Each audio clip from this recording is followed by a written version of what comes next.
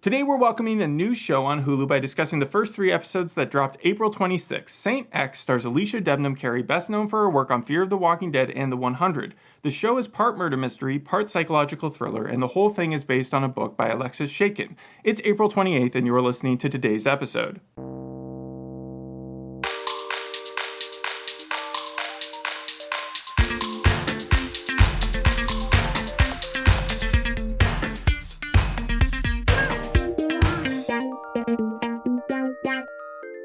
Who was my sister or what happened to my sister? Which one does this show focus more on?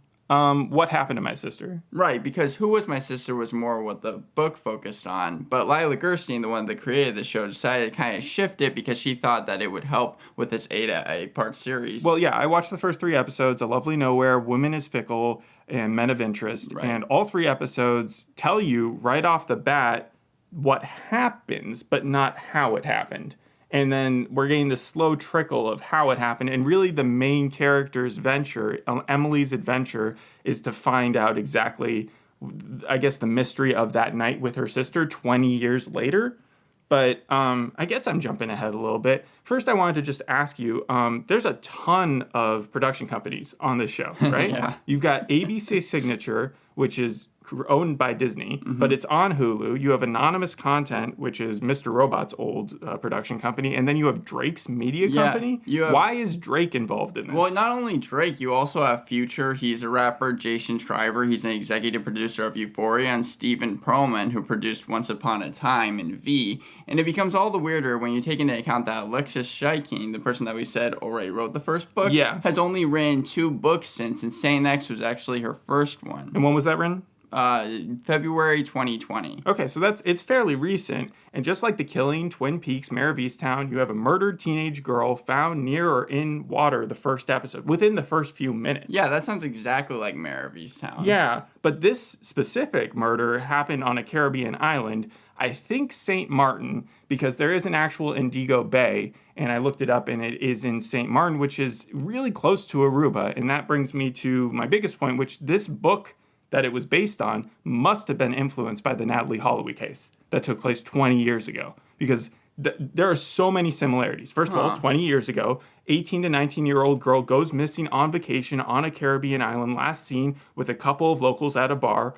All the prospects in the world for this girl. She comes from an affluent family. It becomes headline news. Her family is very public about it. No one knows exactly what happened. The implications on the island, which the economy runs on tourism there, so they want this whole thing wrapped up fast. Aruba's motto is one happy island versus St. Martin's Indigo Bay is come to paradise. It's virtually the same thing. There are a couple differences. Go ahead. Natalie Holloway was never found. And I remember when I was on the island a month later as a kid, and I could still hear the helicopters going around the island trying to look for her body. Like, that was a big deal. They were still, and in this show, they find her relatively quickly, within the end of the week, by the time their vacation is over. They're able to find her. Yeah, again, in the first few minutes, we see her dead body. Which is a murder mystery, yeah. I know that they did shoot it in the Dominican Republic for the present timeline, and I forgot who coined the term, but I did learn that this show was kind of focusing on what people say white girl missing, I think is the term, syndrome, where it's like if it's a white girl, then the news is going to just explode all over. And that's what happened with Natalie Holloway. Her mom stayed on the island for so long, making sure that it got the media attention that she wanted it to. Mm-hmm. It didn't help find an answer. The people that they were mainly suspect of are probably guilty. Like the guy who ended up being the main suspect went to jail later on in his life for killing someone in a different country. So but they just never found her. There are other differences though, like her family does leave in this by the end of their vacation. Also, Aruba versus St. Martin, there is a little bit of difference between the 2 islands. Sorry, can I guess? So you're saying the family decides to leave even though their daughter went missing? Well, they have another daughter, and they have to take care of her. And they do go on to make public appearances to make but once the cops come in and say it was an accident, they rule it an accident, which isn't the case. Yeah, right. Yeah. Once that happens, then they have to leave, or that just seems like character-wise, you would maybe if the other daughter had one of the other daughter's 7 years old. She's traumatized. Her name is Claire. She changes her name, and now in the present, 20 years later, that's who Alycia Debnam-Carey plays. she's like trying to figure out answers because she stumbles upon one of the two people that her sister was last seen with working as a cab driver.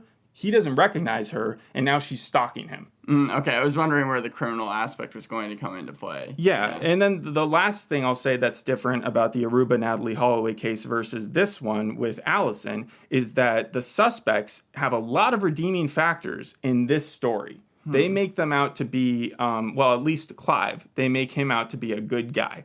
Edwin, we're presented with as a nice guy to begin with. He's not a psychopath where you can kind of tell that it's all fake. But they are kind of giving you more information as the show goes on that says this guy actually isn't very loyal. He's got a lot of biases and like he's homophobic. Subtle hints. Homophobic is. He's straight up like, so his friend who had a stutter, Clive, and who also wasn't as popular as him, he had kind of taken him under his wing for all these years. But then we learned that in the past, he'd also tried to like steal his girl away from him and stuff without Clive's knowledge. So there's like a lot of reasons why you don't have as much trust behind Edwin, but still, just based off these 3 episodes, I got the prediction that it might have actually been an accident. They may have gone to this bay. She may have had sex with one of them. Like that could have just happened consensually. And then an accident occurred at night and then they saw it and they knew they would be blamed for it and they had to leave. So it's not a murder. Well, it could, no, see, it's funny because they declared it not a murder. They said it was an accident, but they also said that those 2 people weren't involved because they couldn't have made it across the island in time because the cop who was protecting the island and didn't want it to have negative publicity, who still thinks that Clive and Edwin had something to do with it, had like kind of let them off. So it's like a cycle. You're saying that you think that they want the viewer to believe it was a murder. There's a big suspect list. Like beyond just Edwin and Clive, you also have Tyler, who was another guy that she was with at the time. She was kind of a flirt. And then you also have this guy with his pregnant wife who called her a cunt at one point. His name is Ethan, and he just seems like the biggest typical villain that you can get. And so if this was The Watchful Eye or a show like that, then he would definitely be the main bad guy who had actually killed her.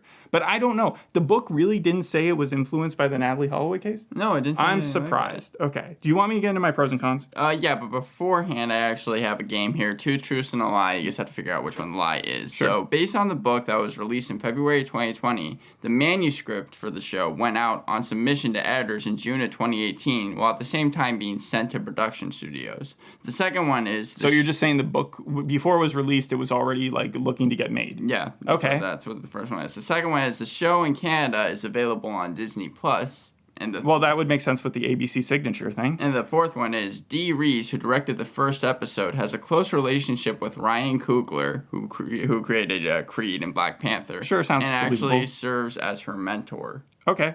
So out of those 3, the first one. The first one? Yeah. No, it actually has been in production for years. Yeah, and on January 24th, so which was the false one? It was the Ryan Coogler one. Actually, Dee Rees, who did direct the first episode. You should have given me because I remember the Dee Rees being part of the show, so it's unfair that you actually used the real director. But her mentor... You got to give me some chance. Her mentor was actually Spike Lee. So that was something that I found like ridiculous. Apparently, she is like a really well-known director. They wanted to get, I guess, big-time people for this show. And I hopefully, did you like the show? What would you give it? I would give the show a 6 out of 10. It passes. Yeah, it does pass. Okay, so my pros are this. There's no crawling text for the location or time period. So it's really, really unexpected when you get these time jumps happening all the time. It takes a little while getting used to because you don't get any indication that you've flip time, except for some of the characters are older. And some of the same characters have, in the non-linear timeline, go by different names. So you have Claire turning into Emily, which you don't really realize they're the same person until later on in the first episode. You have Clive and Go-Go, because Go-Go is just his nickname because he had a stutter, and so he was like, Go-Go. Right, on Wikipedia is Clive Go-Go Richardson. Yeah, the Go-Go in parentheses or whatever, right? It's not cheesy. There's real drama here. I feel bad for the characters, even if I don't always agree with their actions, and a lot of the time I don't. Clive is trying to be a good dad, and then watching his baby mama go off with his main nemesis. That isn't Edwin is pretty funny, but also sad. It's got a smallish, consolidated cast, which I like, kind of like an Apple show, where you can really name them all off at the end. It will sound like a lot of names, but it really isn't. You have Emily, who's the main one, Edwin, who's not portrayed as an older version of himself. So I don't know if he's in jail in the future. Like Clive, we've seen. So you don't see but we him. Don't. Yeah, but that's because he wouldn't be in New York anyways. So Right. even he could just be hanging out in the Caribbean still. I don't know.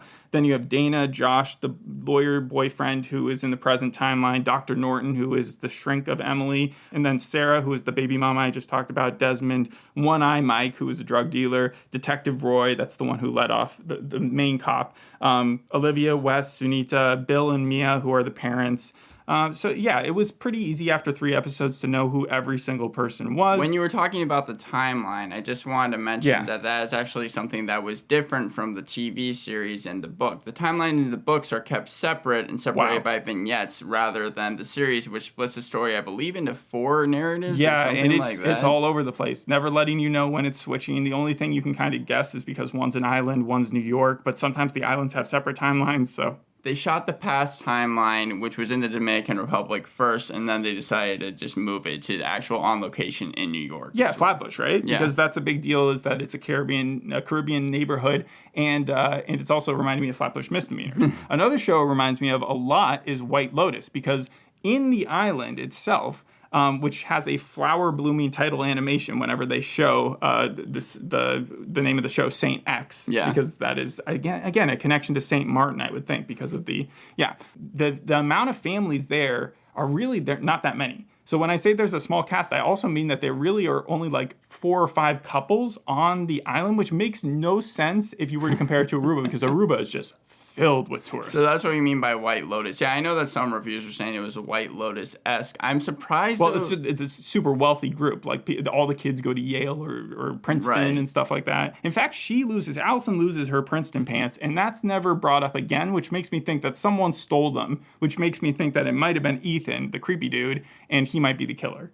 But I don't know. Wait, that's sorry. just a theory. Sorry, did you say, what did you say, pants? Her Princeton pants. Her Princeton pants? Her pants that just say Princeton on the back.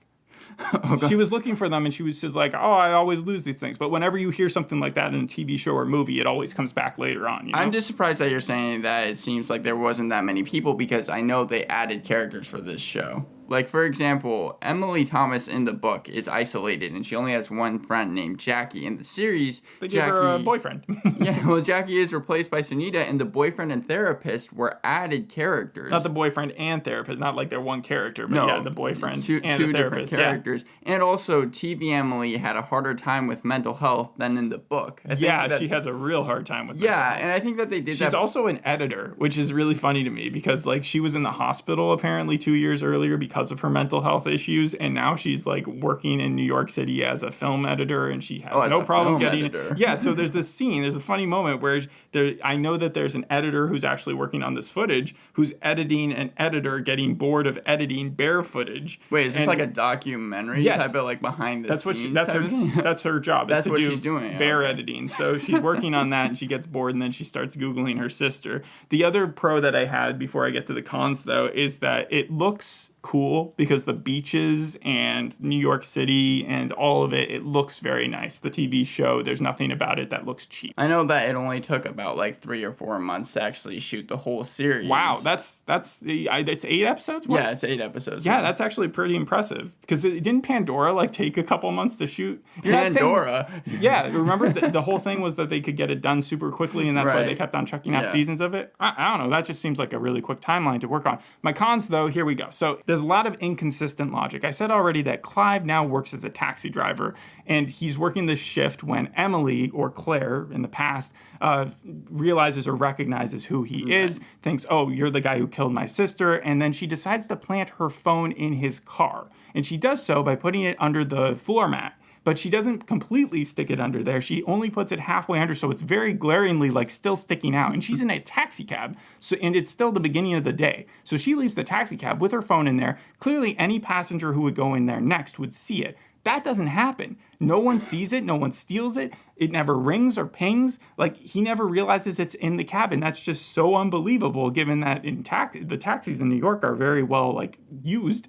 And so, like, you think that he would have noticed it before she called later on that night. And you're saying someone can just clearly see it. Yeah, right? it's Like, sticking out there. It's got a white little cover, too. And then later on, Emily is clearly still obsessed with this trauma that has messed with her for 20 years. Again, she was hospitalized for it. Her friends are very aware of it. So is her boyfriend. They're her support group. And but then she says at one point that she's avoided ever going online to see what they've said about her sister in this case, which makes no sense if she's been obsessed with it. Like, that would be the first thing that someone would do. Especially when they add more mental health to TV, Emily, you would think that she would just be, like, always When you searching say online. they add more mental health, I thought that you meant that they made her crazier, but you're saying they actually made her sane her? No. Harder time with mental health. They harder did time make with her crazier. That's what I'm saying. Yes. It seems like if someone was crazy involved with this case, Like, if this was the first time that she's opening that can of worms, I would get it. Yeah, okay, she finally decided it, but that's not where they were going. They said that she was hospitalized 2 years ago for anxiety and the same type of stuff. Yeah, you would think she'd be constantly searching the internet for anything new. Yeah, it was weird. And then they also have her have a tic when she's younger. Even before her sister, anything happens to her, she likes to write on her arm as opposed to speaking, like with her finger. And they also gave Clive a stutter, which they continually go back to over the 3 episodes. He does stutter a lot. I like that. But with Emily's tic, it disappeared after the first episode. They never went back to it. Yeah, it was like, let's add this character element so that we can combine Clive and Emily, like two sides of the same coin together. Like, they're connected in a way. They're both sort of shy. They're both sort of, they've got these tics, and they're around extroverts. I mean, there's a bunch of connections to them. I think even the cover of the beginning title card is their two faces kind of back to back. But whatever, yeah. So those are the inconsistent logic points. It kind of leaves me sad, the whole show does. Like, I'm watching a true crime show, like Girl from Plainville. So, yes, I saw a lot of reviews compare it to Girl from Plainville as well. Yeah, so that didn't make me, that was a con for me. The character development is what this show is all about. It's less, we know what happened to Allison again, so it's really just slowly plotting through these characters. And I like the cast, I like the portrayal. Indigo Bay Clive and futuristic stoic Clive. That's a really good, like, they do a good casting of those two. They seem like the same person, but at the same time so very different and, like, grown. But there's also a lot of cliche personalities that they even mock within it. Like, for instance, the archetype rich, conceited white assholes. There's a ton of them in this show. All the staff secretly laughing behind their backs at them. Literally, they shoehorn a gay couple in there for no reason because everybody else is a suspect. But these two dudes, they're comic relief. But like, if they end up being the killers, I will eat my foot. Like, like, that's the only purpose they're there, is to serve as jokes. And so I guess they do lighten it up. It just feels like their characters are kind of typecast for that. Even the main characters with their depth, with the exception of Edwin, because we are, I feel like, learning more about him as the show goes on, they've all been defined. And so you get this focus that's placed on everyone and not the event, and you kind of all want to hear about the event. So, like, unlike that Dear Edward, where it was really dramatic because you saw the effect that this tragedy had on people's lives, you've sort of gotten that story already. So it would have made a better movie, I think. So, quick question. Would it have been better if they hadn't shown you the fate of Allison right off the bat, maybe? No, I think what happened here is that, unlike with the book, where they can really just concentrate on the characters and give you insight that way, and like you said, they didn't do the non-linear storytelling that they do here. What happens is we get superfluous scenes in the TV show where it just reinforces what we already know. You constantly get scenes of Allison being a flirt, her being a good sister, her having extraordinary potential. You see Edwin being a bad influence in a ton of scenes, the clientele at the resort being entitled narcissists. You get Emily having trouble processing her meeting with Clive, Emily having trouble telling her boyfriend and friend about following Clive,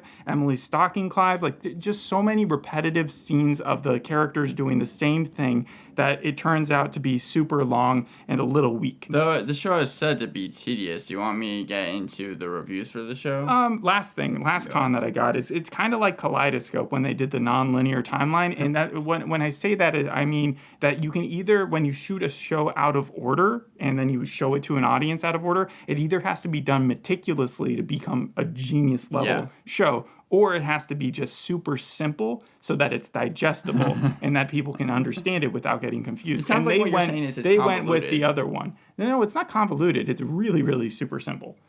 It's just that they decided that, well, in order to tell a simple story, we're going to concentrate on these characters, and by doing that, we're going to restrict the plot to the simplest, basic, like murder. That's what happened. We're going to only tell you at the very ending episode. So I expect that last episode will be the one that reveals exactly what happened to Allison, and that anybody wanting to watch the show can really just watch the first one and the last one, and they'll probably get the full picture. But you're still going to give it a passing grade. Yeah, I mean, again, the show looks nice. It's got good acting in it. The first episode, I would say, is probably the best of the three. Yeah, still a 6 out of 10. Okay, yeah, I mean, it has a 6.3 on IMDb, a 20% on Rotten Tomatoes. I saw that. However, the audience score is a 95%. However, that's with less than 50 reviews, so you can't really judge it on that. The critical consensus read, kind of what you were talking about, a tedious crawl to an unsatisfying destination. Well, I don't know what the destination is yet. Like, I'm curious what they end up showing being the reason why she died, but like I said in the first episode, after that one, I was like fairly certain it was just an accident that people were going to end up being blamed for. I do know, just based off indicators, that Emily and Clive, she will not end up hating Clive. Like, right now, her plan is to get close to him, like manipulate him, and then get him to tell her what happened. And by doing that, she'll learn that he actually wasn't like a bad dude. The actor that played Clyde. Which one? The younger one or the older one, or the really younger one? I think the older one. He had one of my favorite audition stories. Apparently, he sent in his self-tape, but he works as a waiter, and then like he got a call, but he still was on the job at the time, so he had to go down to the basement of the restaurant and do like a Zoom call with the director. Honestly, that feels like it probably was the middle Clive, which is the one that was around when she died, when Allison died. Okay. And it's probably that one. Because he's the one who works as a waiter. Oh, okay. I mean, yeah, they're hotel staff. Okay, but yeah, T is called an unsatisfying destination. Saying X only marks time instead of hitting the spot. And I did want to say that the author for the book actually wasn't involved in the TV adaptation at all. She's only listed as an executive producer, but again, that's going to happen whenever they take your work and decide to adapt it into anything. I thought of one last con. So usually if you get like scenes where two people don't speak English as their first language, they'll speak their first language first, right? Yeah. That doesn't happen here. Everybody's speaking English almost all the time. So, yeah, there's that.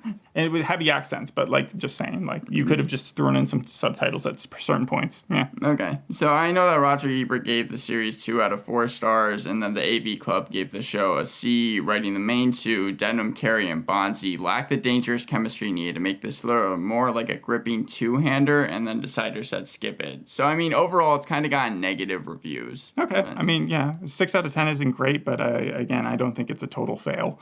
And I also think that it definitely is influenced by the Natalie Holloway case. That's why I came away, mostly because I was just sad. By the end, it wasn't like depression sadness, like the Dear Edward sadness that I had after watching that show, but it was one where I was like, this does not leave me in a good mood. I don't think I'm going to continue to watch it. So it's a downer. A little bit. Thanks for listening. We'll see you on the next episode. Hope you enjoyed this one. Bye. Bye.